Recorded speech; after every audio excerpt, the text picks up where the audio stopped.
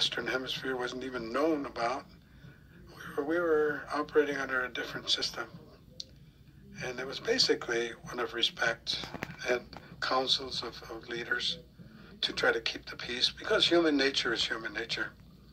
And you have to have a process by which to meet problems.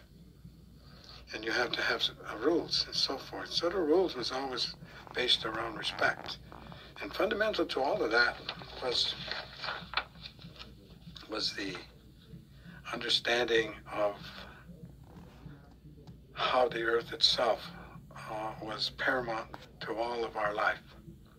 And so in this idea of respect was also the understanding of what we should do and how we should conduct ourselves according to the elements of the earth and all of the natural worlds. So we always said that we have been told and understand that we're relatives. And where our white brother will talk about water and trees and animals and fish as resources, we talk about them as relatives. And that's a whole different perspective. If you think that they're relatives and you understand it and you understand that, then you're going to treat them differently. And the responsibility the peacemaker said to us was very clear. He planted a great tree of peace, a great white pine, a great symbol to our nations. He said, this is the great tree of peace.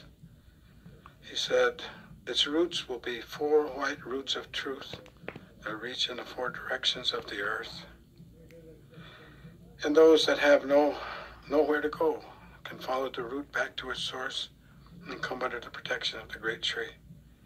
And he says, on top of this tree I place the eagle, and the eagle who will watch everything and watch and guard the security of this tree and will let us know when problems are coming. And he said that this tree of peace is a spiritual law. It represents a spiritual law. And the spiritual law is the law of nature.